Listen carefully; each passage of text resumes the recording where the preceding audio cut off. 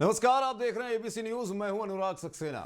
आज खास चर्चा में हम यहां पर आपके साथ सम्मिलित होने आए हैं और आपको बता दें कि ये चर्चा राजनीति से जुड़ी हुई है, क्योंकि लगातार बीजेपी जो है 400 के पार सीटों का ऐलान कर चुकी है। इस बार कोशिश ये जारी है कि 400 पार का नारा दे चुकी है। वहीं यूपी की अगर बात की जाए तो 80 में 80 सीटों की जीत का एक देखा जाए तो एक फिलॉसफी यहां पे बना ली गई है, एक टारगेट बना दिया गया है। उसी को लेकर आज हम यहां खास यूपी की 4 सीटों पर चर्चा करेंगे, जहां पर हमारे साथ हमारे खास संवाददाता भी 4 जगहों से हमारे साथ मौजूद होंगे। आपको बता दें कि हमारे साथ 4 जो हमारे खास संवाददाता हैं वो यहां पर मौजूद हैं, श्रावस्ती से, आगरा से, हमीरपुर से और आगरा से। तो आपको बता दें कि चंद्र प्रकाश शुक्ला श्रावस्ती से हमारे साथ यहां जुड़े हुए हैं। हमारे विशेष संवाददाता आगरा से जुड़े हुए हैं हमारे साथ मनीष गर्ग। वहीं आपसे रॉबिन कपूर हमारे साथ जुड़े हुए हैं फर्रुखाबाद से, और हमीरपुर से आदित्य त्रिपाठी हमारे साथ जुड़े हुए हैं। तो आप सभी का स्वागत है। 80 में 80 सीटों की जब बात की जाती है यूपी की राजनीति, क्योंकि यह कहा जाता है कि देश की जो सत्ता की बागडोर है वो सीधे तौर से यूपी से होकर गुजरती है। और यूपी में अगर बात की जाए तो ये 4 सीटें जो है बहुत महत्वपूर्ण मानी जा रही है, क्योंकि इन 4 सीटों पर जहां पे हम बात करें आगरा, हमीरपुर, श्रावस्ती और फर्रुखाबाद, यहां पर भी जो नाम है वो घोषित कर दिए गए हैं, सीटों का ऐलान कर दिया गया है। जहां पर आगरा से प्रत्याशी हैं एसपी बघेल, जिन्हें दोबारा यहां से टिकट दिया गया है बीजेपी के द्वारा। वहीं हमीरपुर में भाजपा के लिए पुष्पेंद्र सिंह चंदेल यहां पर हैं श्रावस्ती से। वहीं बीजेपी के साकेत मिश्रा चुनाव मैदान में हैं, और फर्रुखाबाद से बीजेपी के मुकेश राजपूत को यहां पर टिकट दिया गया है। तो हमारे साथ जो 4 संवाददाता यहां पर हैं उनसे हम बात करेंगे एक के बाद एक कि किस तरीके से क्या राजनीतिक समीकरण यहां बनने वाले हैं और किस तरीके से ये चुनाव जो है वो जीत के लिए अग्रसर होगा। तो हम पहले बात कर लेते हैं यहां पर श्रावस्ती से चंद्रप्रकाश शुक्ला जी से। चंद्रप्रकाश जी, श्रावस्ती की अगर बात की जाए तो साकेत मिश्रा पर भरोसा जताया है बीजेपी का, टिकट जो है वो साकेत मिश्रा को दिया गया है।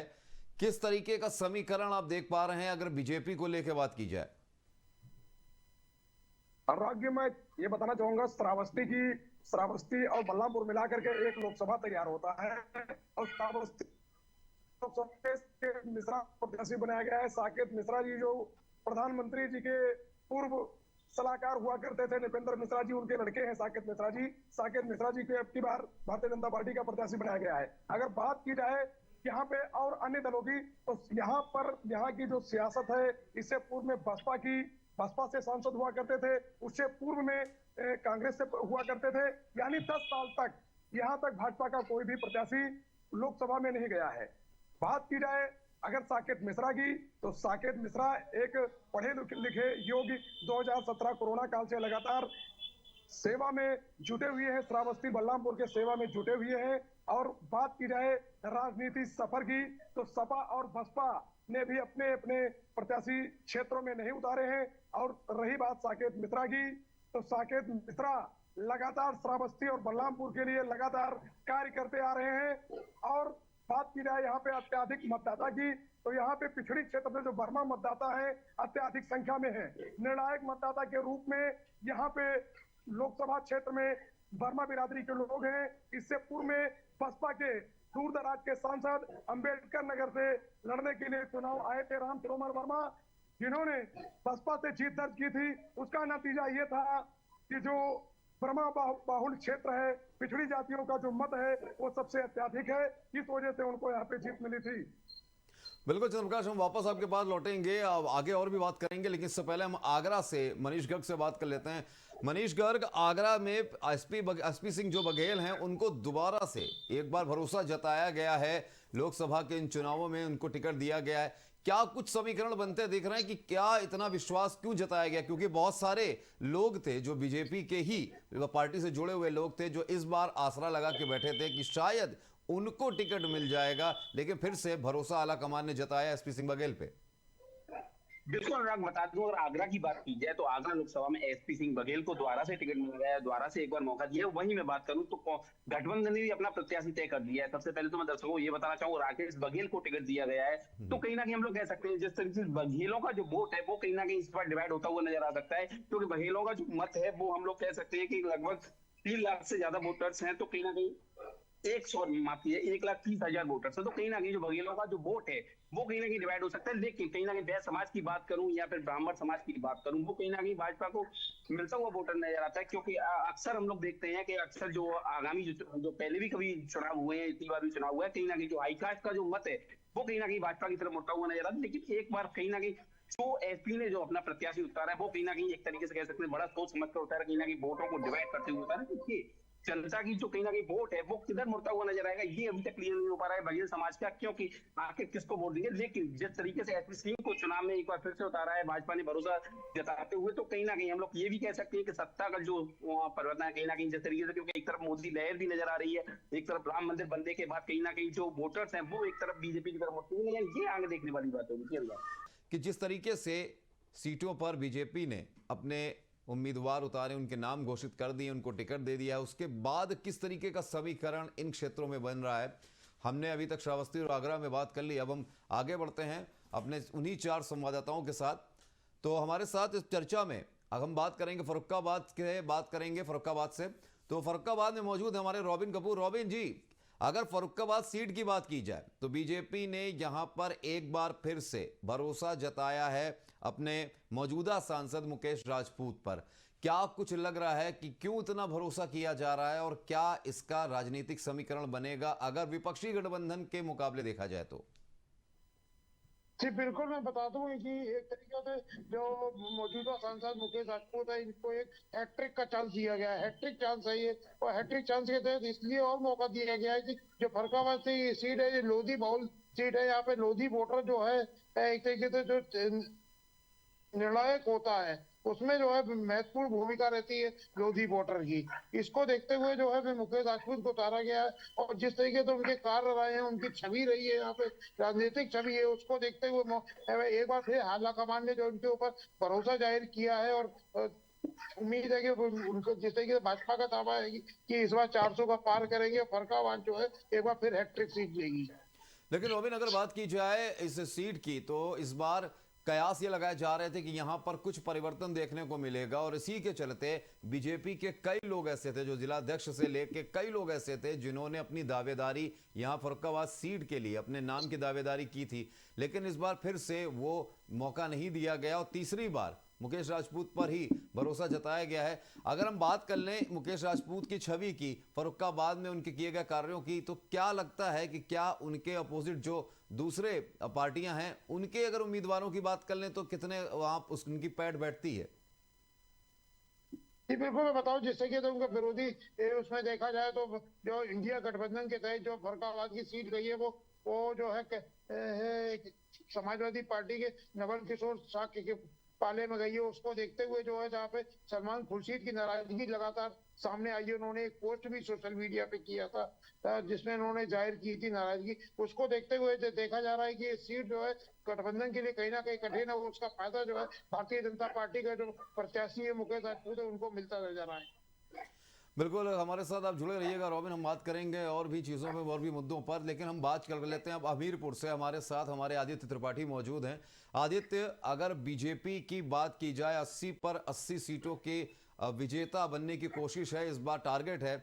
अगर यहाँ पे बात की जाए हमीरपुर की, तो हमीरपुर में पुष्पेंद्र सिंह चंदेल पर भरोसा जताया है बीजेपी की जो हाला कमान है उन्होंने। आपको क्या लगता है, पुष्पेंद्र सिंह चंदेल जो हैं, चंदेल समाज को अगर देखा जाए तो वोटरों को साधने की कोशिश की गई है, कैसा लगता है? जी, आपको बता दूं कि यूपी के हमीरपुर, महोबा और तिंदवारी लोकसभा सीट के लिए इस बार तीसरी बार पुष्पेंद्र सिंह चंदेल पर भरोसा जताकर उनको चुनाव मैदान में उतारा गया है। वर्तमान सांसद को टिकट मिलते ही यहाँ पर खासी खुशी का माहौल देखा जा रहा है, और उनके दरवाजे पर समर्थकों ने पटाखे और वो फोड़कर काफी खुशी जताई है। और उसी को लेकर हाई कमान पर सांसद ने उनका भरोसा जताने के लिए उनका आभार भी व्यक्त किया है। आपको बता दूं कि हमीरपुर महोबा लोकसभा सीट का दायरा 3 जिलों में फैला हुआ है, जिसमें हमीरपुर के साथ महोबा और बांदा जिला भी शामिल है। इस लोकसभा सीट में 5 विधानसभाएं आती हैं, जिसमें हमीरपुर जिले की हमीरपुर और राठ विधानसभा है, और महोबा जिले की महोबा और चरखारी विधानसभा, इसी के साथ में बांदा जिले की तिंदवारी विधानसभा इसमें शामिल है।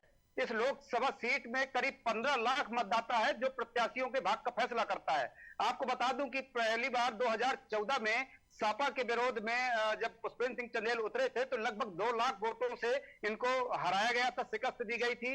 और 2019 में भी इसी तरह बसपा के प्रत्याशी को पुष्पेंद्र सिंह चंदेल भाजपा ने 2 लाख मतों से पराजित किया था। मगर इस बार सपा ने जो अपना अजेंद्र सिंह राजपूत प्रत्याशी, जो एक लोधी वोट का बाहुल्य क्षेत्र है, राग क्षेत्र, उसको लेकर लोधी वोट बैंक को साधने के लिए लोधी राजपूत को उतारा गया है, जिससे कहीं ना कहीं उनको लगता है कि ये प्रभाव डालेंगे। लेकिन हमीरपुर जनपद में ऐसा प्रतीत होता है कि जो लहर और ये राम मंदिर का जो लहर है, उससे प्रतीत यही होता है कि भाजपा इस बार हैट्रिक लगाने की तरफ अग्रसर हो रही है। जी बिल्कुल, धन्यवाद आदित्य, आप हमारे साथ जुड़े रहिएगा।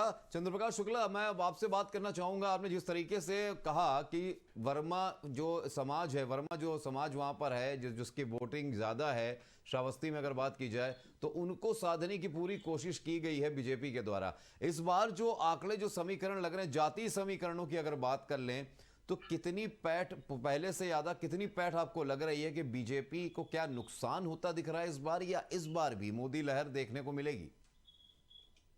जी अनुराग जी, मैं आपको बताना चाहूंगा, श्रावस्ती जो ऐसा एक लोकसभा क्षेत्र है, श्रावस्ती में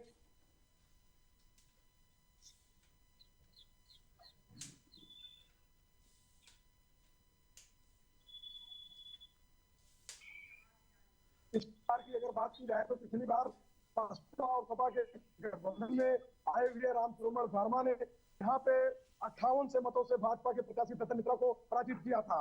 और इस बार अगर बात की जाए तो साकेत मिश्रा आए हुए हैं। साकेत मिश्रा की काफी अच्छी लोकप्रियता है, 2017 से ही वो लगे हुए हैं। अगर मतों की बात की जाए तो वर्मा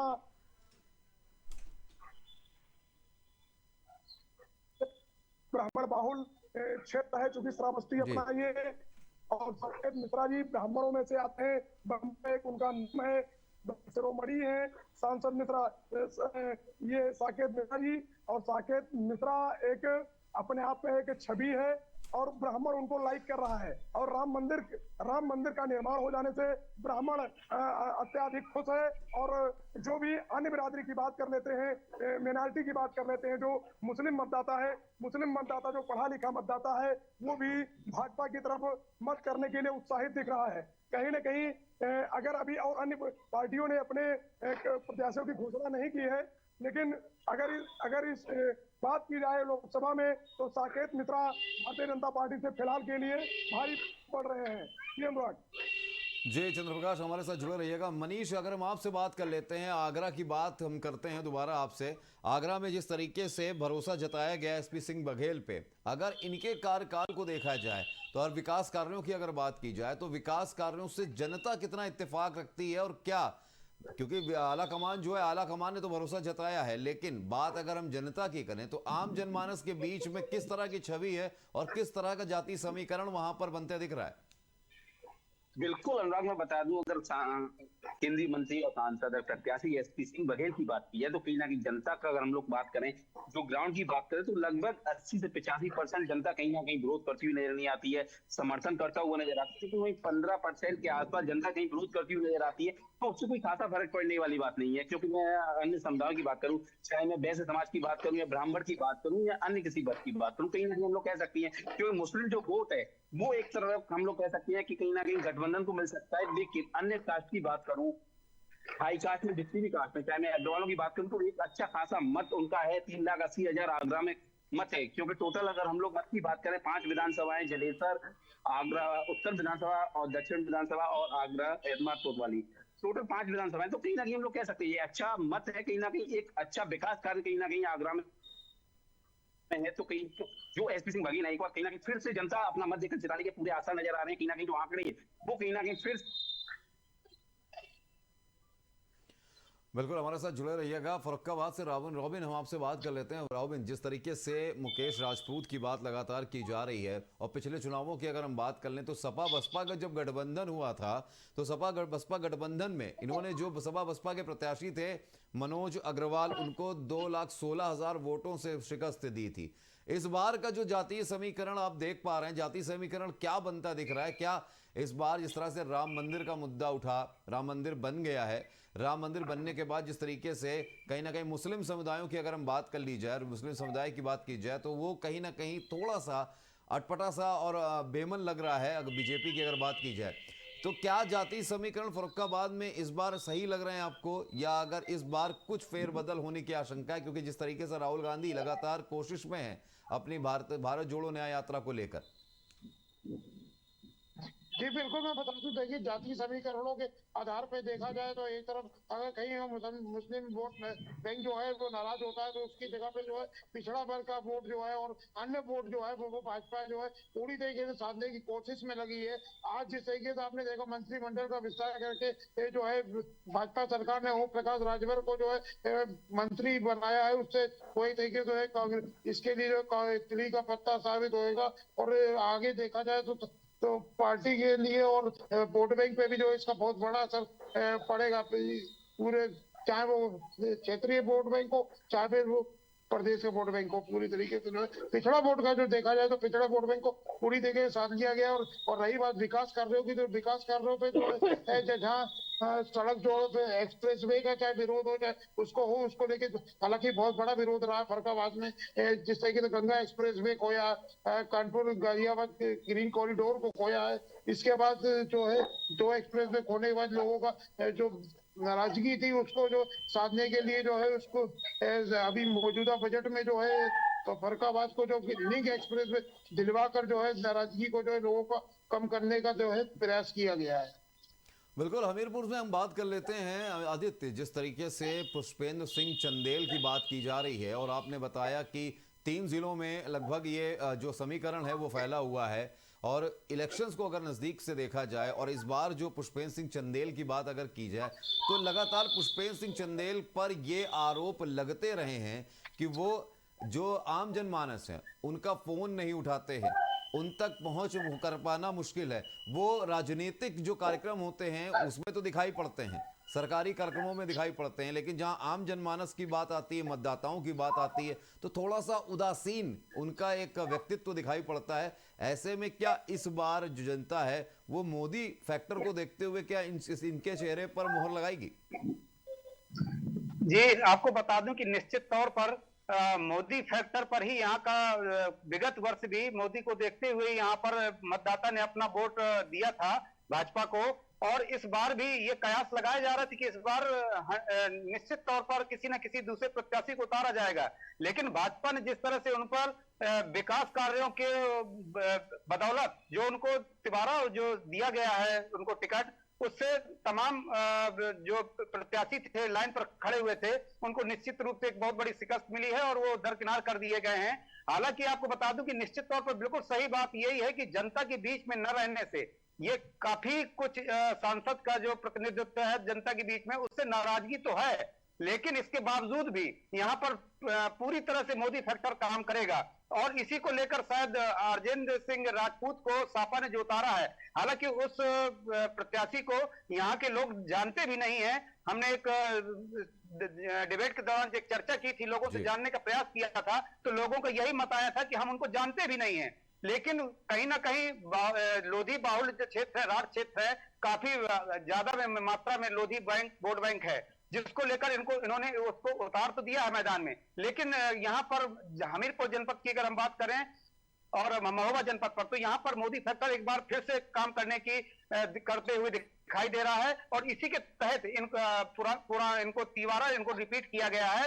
हालांकि अगर बता दूं तो जनता के बीच में भली उनकी पैठ अच्छी ना हो, पहचान अच्छी ना हो, लेकिन कहीं ना कहीं इनको अच्छे कार्यों के लिए संसद में सम्मानित भी किया जा चुका है पुष्पेंद्र सिंह चंदेल को, और उनकी जो प्रतिभा है उनको देखते हुए उन पर भरोसा जताया गया है और उसी भरोसे को जताकर इन्होंने उनका भाजपा का उच्च नेतृत्व का धन्यवाद दिया है। और उन्होंने कहा है, सांसद जो मौजूदा सांसद हैं उन्होंने इस बार फिर कहा है कि चाहे जितने गठबंधन आ जाएं उनको दरकिनार कर जनता पुनः एक बार मोदी के साथ में वोट करेगी और यहां से एक बार पुनः भाजपा तिबारा फिर जीत कर दिखाएगी। बिल्कुल आदित्य, हमारे साथ जुड़े रहिएगा, हम इस पर चर्चा करेंगे आगे। श्रावस्ती चलते हैं, चंद्रप्रकाश शुक्ला जी, मैं आपसे पूछना चाहता हूं कि जब श्रावस्ती की बात होती है तो 5 विधानसभा की सीटें आती हैं, और इसमें अगर बात की जाए तो 2 श्रावस्ती जिले में और 3 सीटें बलरामपुर जिले की शामिल हैं। लेकिन जिस तरीके से यहाँ पर समीकरण की अगर बात की जाए और अगर विकास की बात की जाए, तो क्या विकास के पहिए पर या विकास की परख पे अगर हम बात करें, तो क्या हमारे जो इस समय जो बसपा और अगर उनकी गठबंधन या विपक्ष की गठबंधन की बात की जाए, तो क्या लगता है, क्या वो मात दे पाएंगे जिनको टिकट मिली है बीजेपी की तरफ से उन्हें? अनुराग जी, मैं आपको बता दूं कि इससे पूर्व में गठबंधन से बसपा से लड़े थे राम सुरमण वर्मा। राम सुरमण वर्मा अम्बेडकर नगर के रहने वाले हैं। श्रावस्ती लोकसभा के क्षेत्र अपने को ठगा महसूस कर रहे थे। राम सुरमण वर्मा 5 साल व्यतीत होने को है, लेकिन उन्होंने लोकसभा में अपना शकल तक नहीं दिखाया। रही बात भारतीय जनता पार्टी की, जो साकेत मिश्रा को उतारा गया है। साकेत मिश्रा से पूर्व में एमएलसी थे और एमएलसी में उन्होंने काफी ज्यादा काम किया है। श्रावस्ती में, बलरामपुर में अपनी निधि से एमएलसी रहते हुए और काफी ज्यादा विकास का कार्य किया है। इसलिए यहाँ पे अभी फिलहाल के लिए सपा बसपा कांग्रेस की तरफ से, गठबंधन की तरफ से कोई भी अभी तक कोई प्रत्याशी नहीं आया है। लेकिन अगर देखा जाए तो सब पे भारी साकेत मिश्रा पड़ रहे हैं। उसका नतीजा ये है कि उन्होंने एमएलसी रहते हुए काफी हद तक श्रावस्ती और बलरामपुर में विकास किया है। जी अनुराग। लेकिन अगर बात की जाए तो इस बार जिस तरीके से बात हो रही है, अंबेडकर नगर से बसपा से आए रितेश पांडे, जौनपुर से कृपा शंकर सिंह और नगीना से ओम प्रकाश की जो बात चल रही थी सियासी मैदान में उतारने की, आपको नहीं लग रहा है कि इस बार जो विपक्ष की जो समीकरण है, जिस तरह से अलायंस बन रहा है सपा का, कांग्रेस का, इस बार जो यूपी के 2 लड़के हैं वो साथ में जब उतरे हैं, तो आपको नहीं लग रहा है कि मोहब्बत की दुकान खोलने की बात यहाँ पे राहुल गांधी कर रहे हैं, तो क्या मोहब्बत श्रावस्ती की जो जनता है वो दिखा पाएगी विपक्ष के साथ?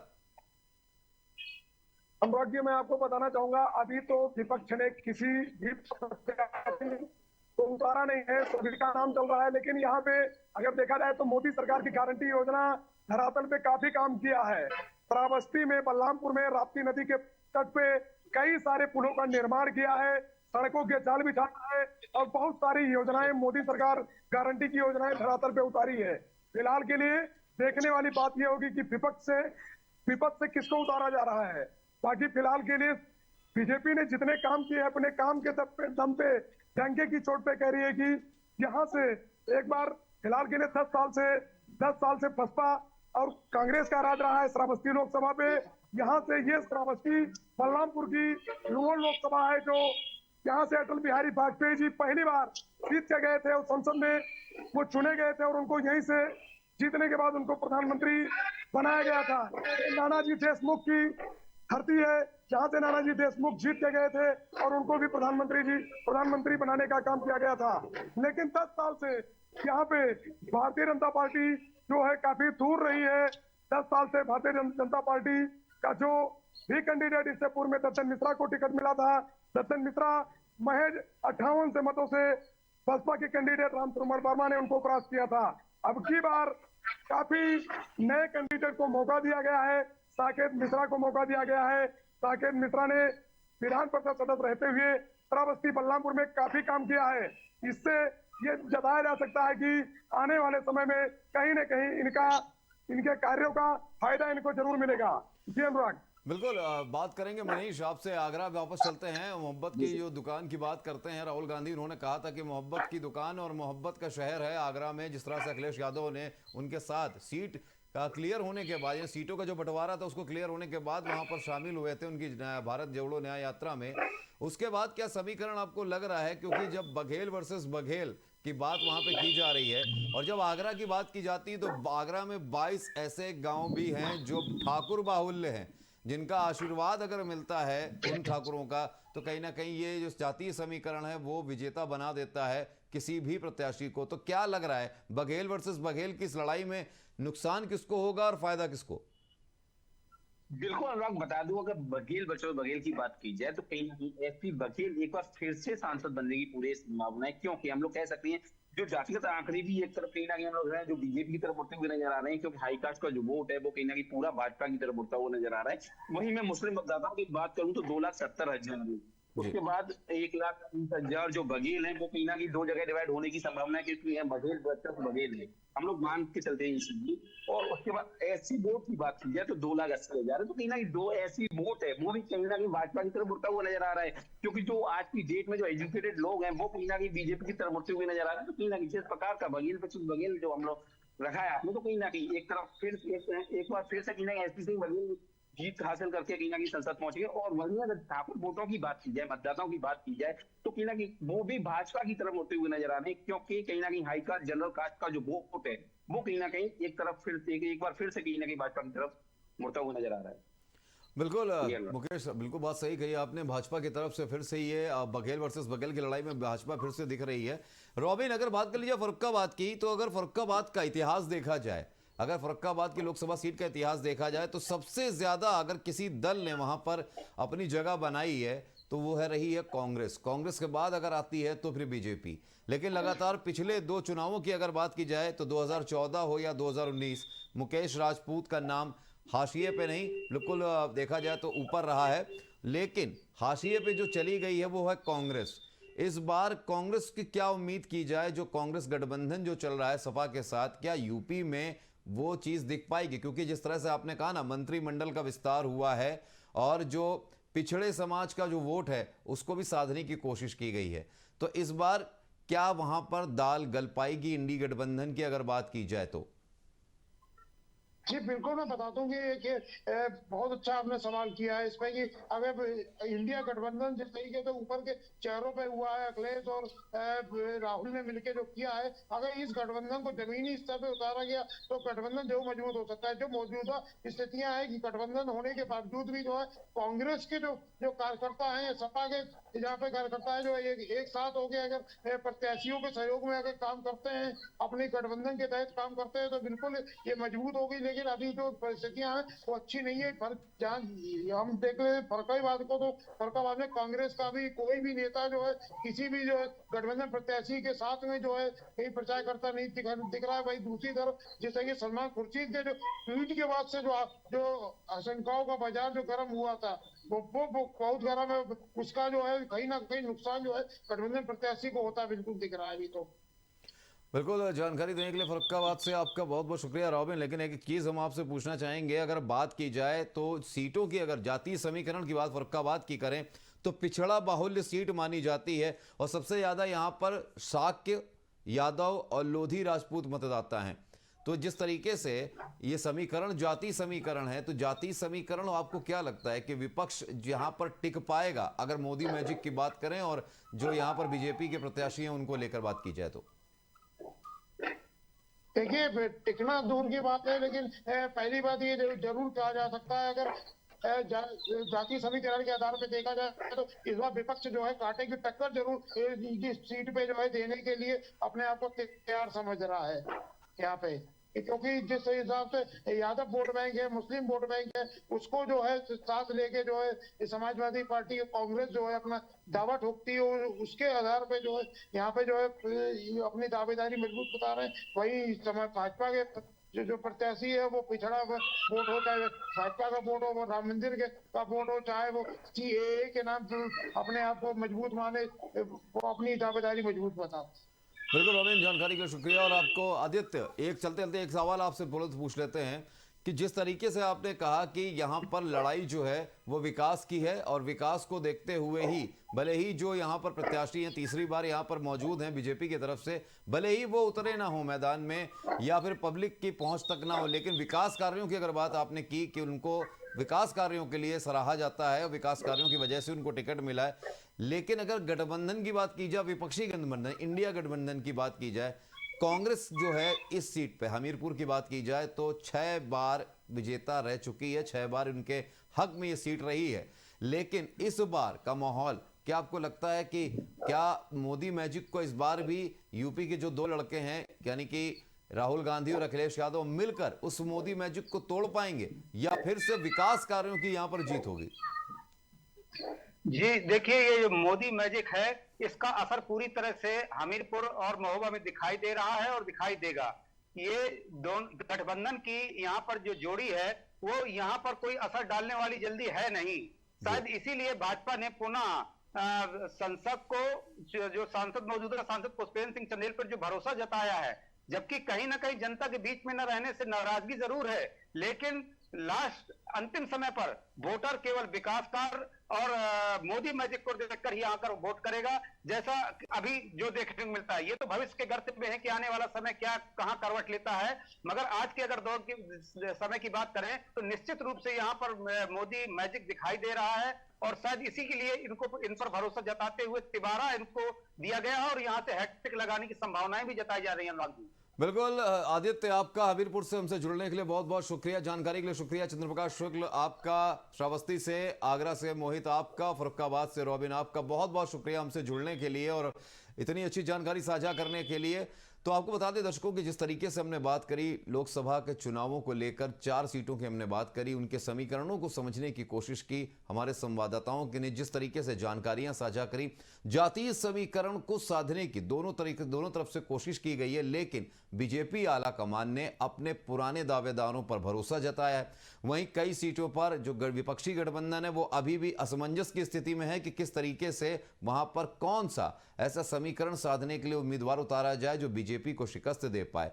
लेकिन एक ही बात निकलकर सामने आ रही है कि विकास का मुद्दा मायने रखता है और विकास को देखते हुए जनता जातीय समीकरण को छोड़कर बीजेपी को ही वोट दे सकती है। लेकिन ऊंट किस करवट बैठता है ये तो देखने वाला और आने वाला वक्त ही बताएगा, क्योंकि जनता का जो समीकरण होता है, जनता का जो मन होता है, वो बदलते देर नहीं लगती।